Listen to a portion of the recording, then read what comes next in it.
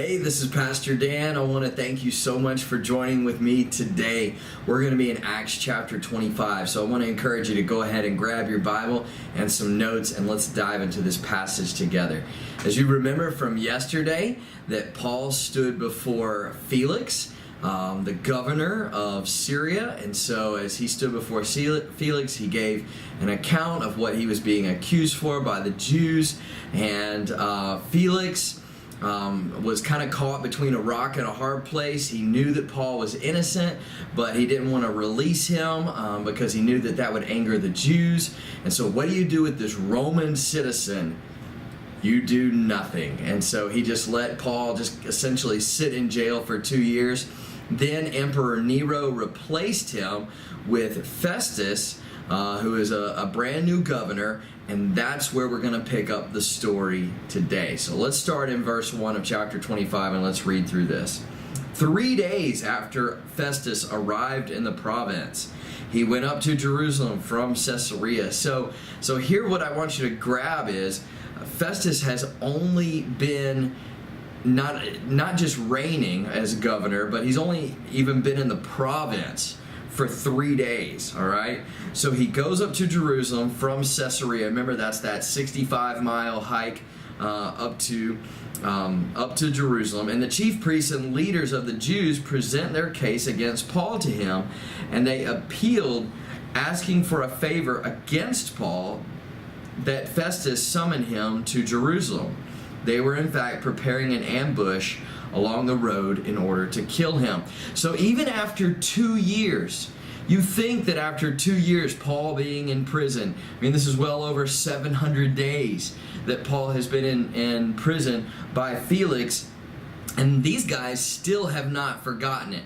So when Festus is instituted, then immediately, as soon as he comes down, they wanted to immediately talk about Paul, and they wanted to talk about how he needed to go on trial there in Jerusalem. But of course, their idea was he would never even make it to Jerusalem. While he was being carried down there for trial, they had several people that were willing to wait. We even saw that last time as he was getting ready to go to trial, that people were willing in order to kill him along the way. And that's when the Roman guard got involved and the whole army got involved, and that's when they took him to Caesarea in order to get him out of the hostile area of Jerusalem, okay? In verse 4, Festus, however, answered that Paul should be kept at Caesarea, and that he himself was about to go there shortly. Therefore, he said, let those of you who have authority go down with me and accuse him if he has done anything wrong. So, more or less, Festus looks at him and says, we're not going to bring him down to Jerusalem. I'm going to head back up to Caesarea. You're more than welcome to come up with me to Caesarea and accuse him face to face if you want. And so that's where things are kind of left.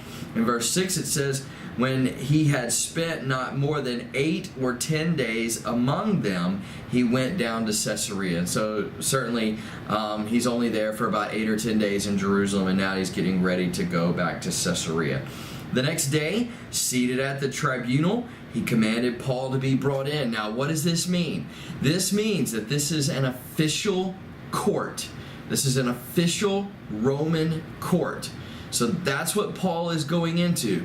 So this isn't a religious court case. This is a civil court where Festus is going to sit as judge. All right? So get that in your mind. The next day, seated in the tribunal, that's what that means, he commanded Paul to be brought in. When he arrived, the Jews who had come down from Jerusalem stood around him and brought many serious charges. Okay? Now, it's one thing to bring several serious charges. It's another thing entirely to be able to prove those charges.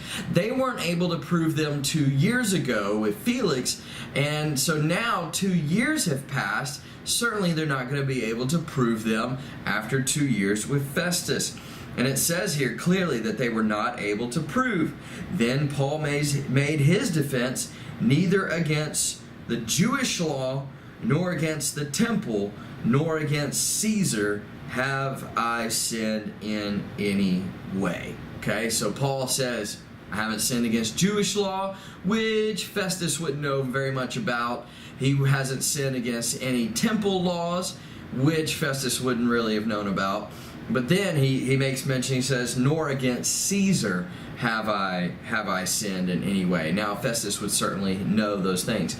So now Paul is really getting ready to make his fourth defense. He'll actually, by the end of this chapter, moving into next chapter, he'll make even a fifth defense. So just to remind you, Paul has given three defenses already. He's given one to the crowd in Jerusalem. He's given one to the Sanhedrin, and then he's already given one to Governor Felix. And so now he's going to give one before Governor Festus, all right?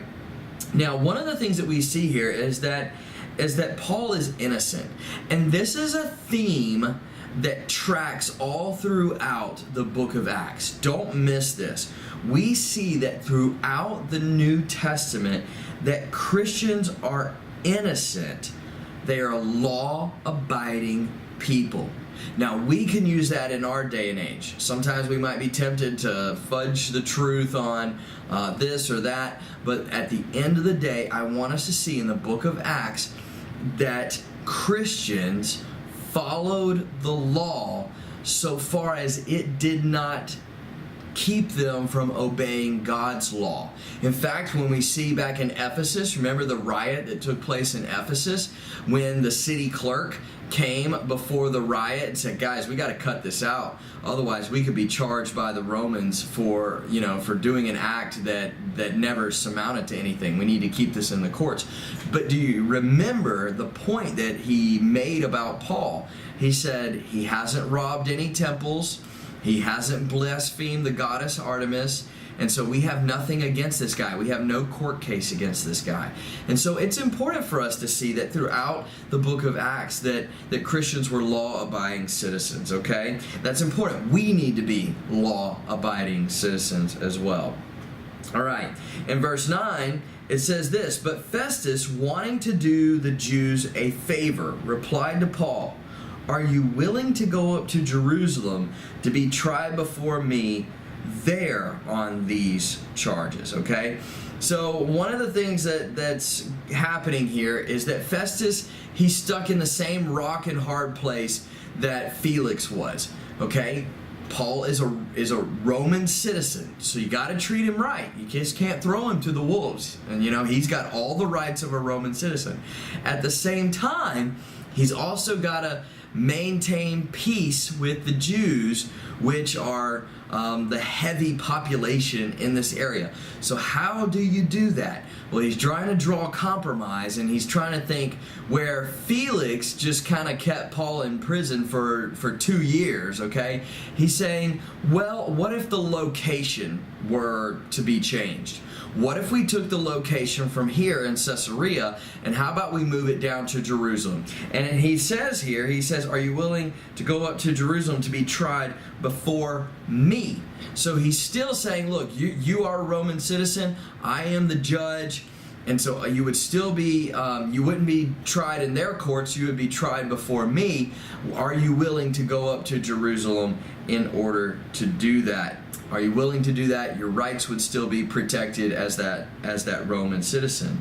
And Paul replies, almost he obviously, in verse 10, he says, the Dan translation of verse 10 is, "This is ridiculous," okay? Probably would have added that. "Because," then Paul replied, "I am standing at Caesar's tribunal, where I ought to be tried." In other words, dude, this is a court case. You are the judge. This is a court case. It would the same outcome would be here as it would be in Jerusalem. Why are you trying to stall and bring things to Jerusalem? That's the point that Paul is trying to make here. And then he says, "I have done no wrong to the Jews, as even yourself very well know." Okay? Verse 11, "If then I did anything wrong and am deserving death, I am not trying to escape death.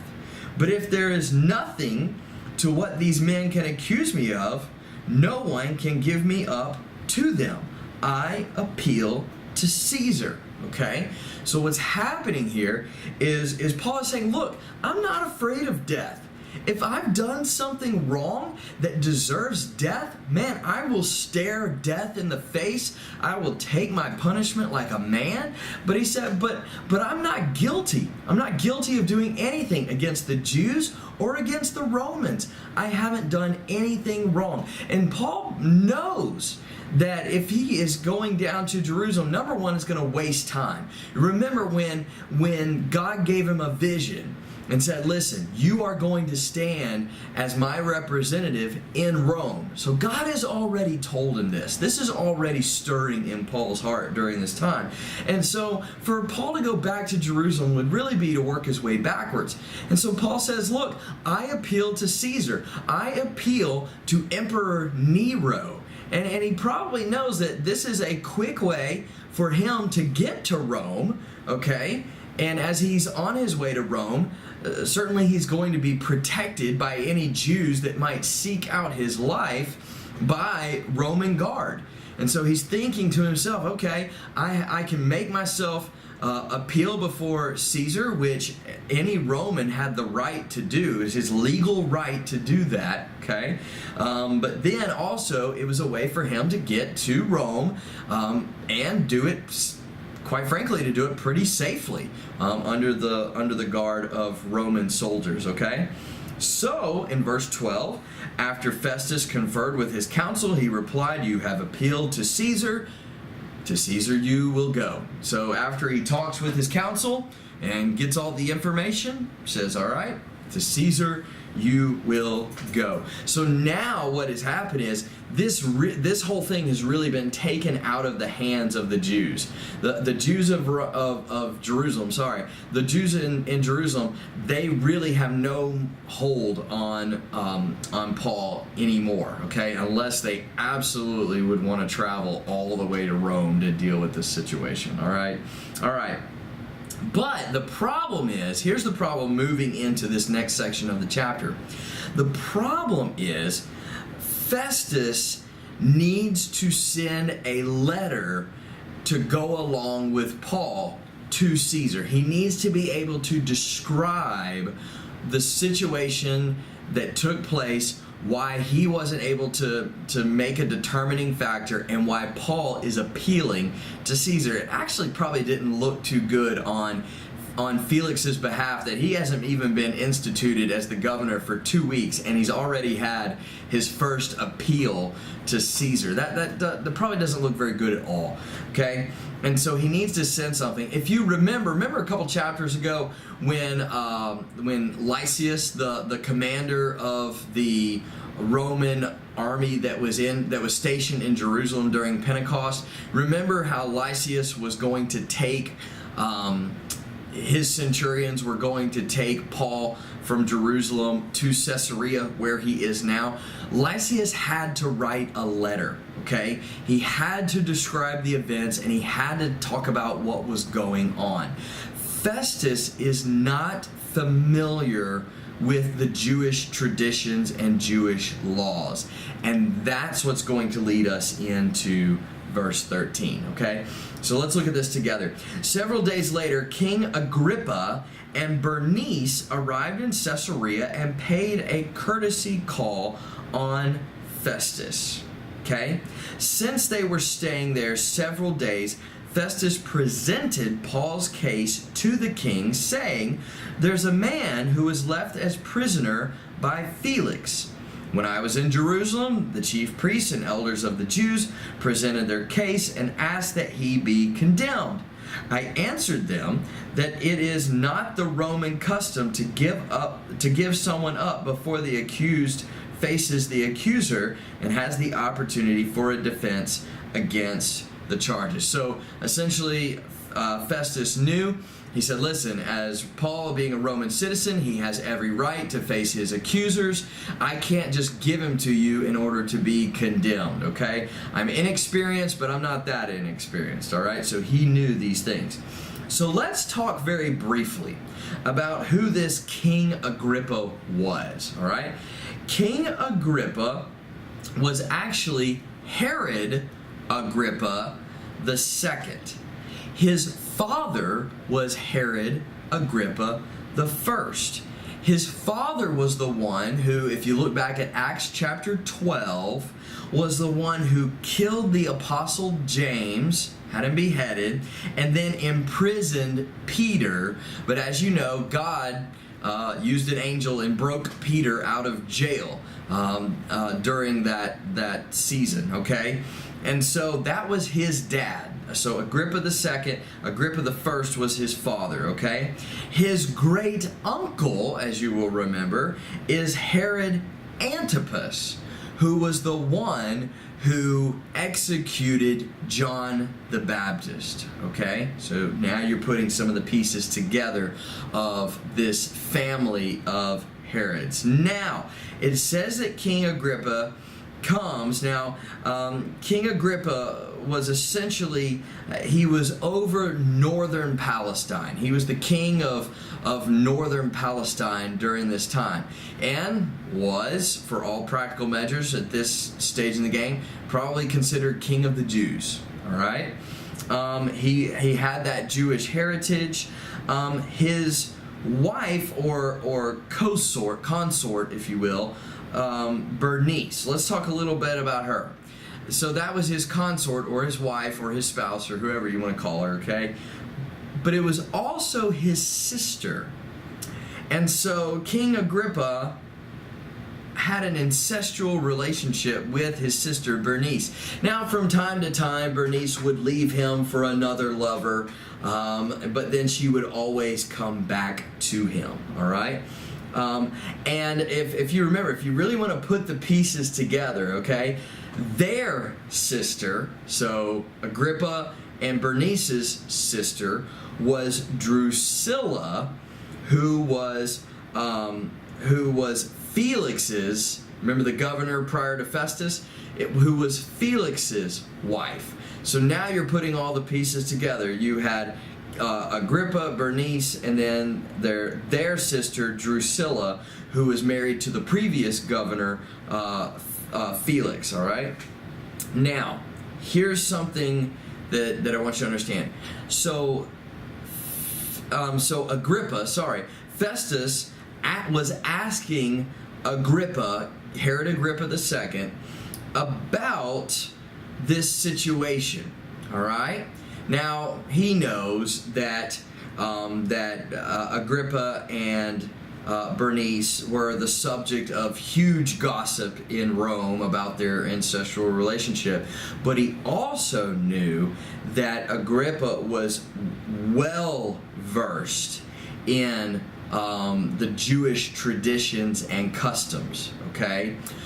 He knew that he could lean on him to kind of figure out what he should put in a letter to send to Caesar, so he doesn't sound like a babbling idiot who's just sending someone who has appealed to Caesar. Okay, so hey, this is a great time. Let me write down what you can tell me. Now, King Agrippa was well versed in the Jewish customs and traditions. Okay, because he was Jewish, and so. But here's one of the things that I think that you might find interesting later on.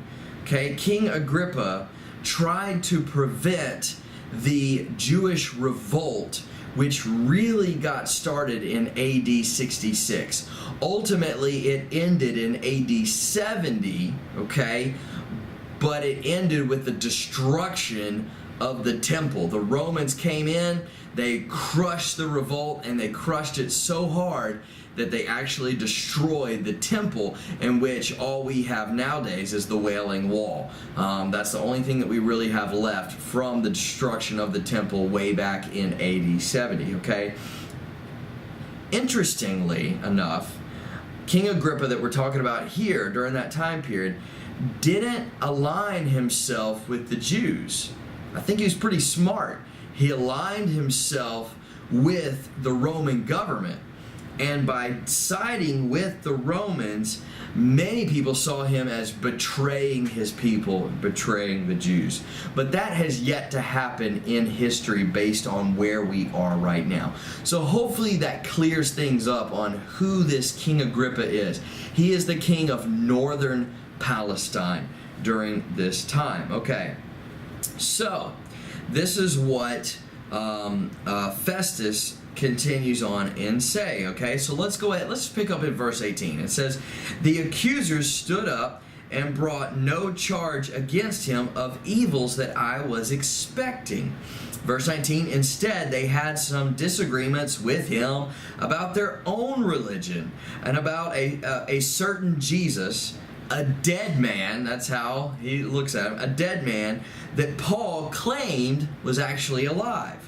Verse 20, since I was at a loss in a dispute over such things, I asked him if he wanted to go to Jerusalem and to be tried there regarding these matters. Okay, so Festus is clearly saying, I don't have a clue about these laws and traditions and customs that he's being accused of. So I said, let's go down to Jerusalem. I'll still be the one to try you, but we'll allow the Jews to come in and do their thing, okay? So then it goes on from there, and he says, but, in verse 21, but when Paul appealed to be held for trial by the emperor, I ordered him to be kept in custody until I could send him to Caesar. Agrippa said to Festus, I would like to hear the man myself. Hey, that's great news, okay? Tomorrow you will hear him, he replied. So verse 23, we're just trying to get some context. So the next day, Agrippa and Bernice, his wife/sister, okay, came with great pomp and entered the auditorium with the military commanders and prominent men of the city. When Festus gave the command, Paul was brought in. Then Festus said, King Agrippa, and all men present with us, you see this man. The whole Jewish community has appealed to me concerning him both in Jerusalem and here, shouting that he should live no longer. Verse 25, I found that he had not done anything deserving of death, but when he appealed to the emperor, I decided to send him. I have nothing definite to write to my Lord about him. Remember, he's not versed in the customs, all right? Therefore, I have brought him before all of you, and especially before you, King Agrippa, so that after this examination is over, I may have something to write in a letter, okay? For it seems unreasonable to me to send a prisoner without indicating the charges against him. And so that's where we're going to leave off in this chapter. And certainly what we're going to see is that Paul himself tomorrow is going to confess that King Agrippa, Herod Agrippa II, certainly is versed in the Jewish customs and traditions, and that Paul considers it an honor to be tried by him because he feels like the trial can be a little bit more fair. And so what we're going to see tomorrow is that Paul is actually going to speak to Agrippa and Bernice on his behalf, okay? All right, so that's where we're going to pick up. That's where we're going to leave off today, and that's where we're going to pick up tomorrow. So I'll see you tomorrow in Acts chapter 26.